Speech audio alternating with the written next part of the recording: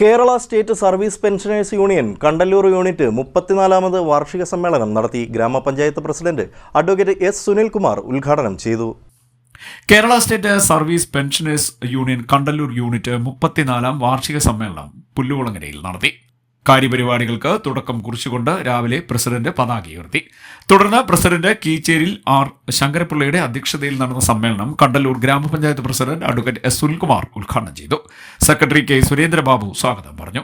തദ്ദേശ സ്വയംഭരണ സ്ഥാപന തെരഞ്ഞെടുപ്പിലേക്ക് മത്സരിച്ച് വിജയിച്ച പെൻഷനേഴ്സ് യൂണിയൻ അംഗങ്ങളെ രക്ഷാധികാരി കെ രാമചന്ദ്രൻ നായർ ആദരിച്ചു.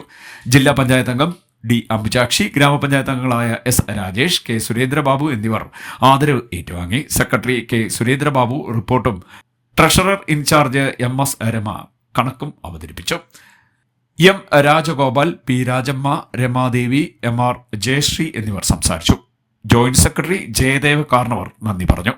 എനിക്ക് ആഗ്രഹം തന്ന ഏറെ പ്രിയപ്പെട്ട ടീച്ചർ, എനിക്കറിയില്ല ടീച്ചറെ കാണാൻ തുടങ്ങിയ നാൾ മുതൽ എൻ്റെ മൂത്ത സഹോദരിയാണോ അമ്മയാണോ ആരാണെന്ന് എനിക്കറിയില്ല. അത്രമാത്രം ഒരു വലിയ ബന്ധം മനസ്സിൽ സൂക്ഷിക്കുന്ന ഒരാളാണ് ഞാൻ സ്വാമിപ്പെട്ട ടീച്ചറുടെ കയ്യിൽ നിന്ന് ആദരവ് വാങ്ങിച്ചപ്പോൾ എനിക്കേറെ സന്തോഷം, തോന്നി സന്തോഷം, അഭിമാനവും തോന്നി.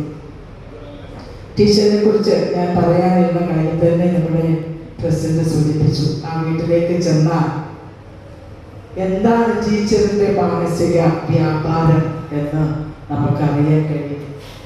സംഭവങ്ങളും നമ്മൾ ഗൂഗിളിൽ സെർച്ച് ചെയ്താൽ നമുക്ക് വളരെ പെട്ടെന്ന് കിട്ടും. അപ്പൊ നിങ്ങളുടെ സംഘടനയെ സംബന്ധിച്ച ഒരു പരിശോധന എങ്ങനെയാണ് എന്ന് മനസ്സിലാക്കുന്നതിന് വേണ്ടി ഒന്ന് വായിച്ച് മനസ്സിലാക്കിയപ്പോൾ ആ സംഘടനയുടെ സമ്മേളനങ്ങളെല്ലാം വളരെ നിറഞ്ഞ സാന്നിധ്യമാണ് പല സ്ഥലങ്ങളിൽ. അതിൻ്റെ വിഷ്വൽസ് അടക്കമാണ് ആ സമ്മേളനങ്ങളിൽ വിഷ്വൽസ് അടക്കമാണ് ഗൂഗിളിൽ സെർച്ച് ചെയ്യുമ്പോൾ നമുക്ക് കിട്ടുന്നത്. വളരെ സജീവമായ പങ്കാളിത്തമാണ്. കേവലം ഒരു മൈക്ക് വെച്ച് 2 പ്രസംഗം നടത്തി പിരിഞ്ഞു പോകുന്ന സമ്മേളനത്തിന്റെ സംഘാടന രീതിയല്ല പല സമ്മേളനങ്ങളിലും കാണിച്ചു.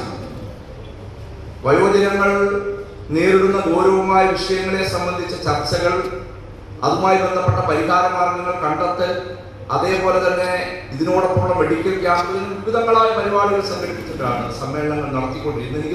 C D net news, Kayamkulam.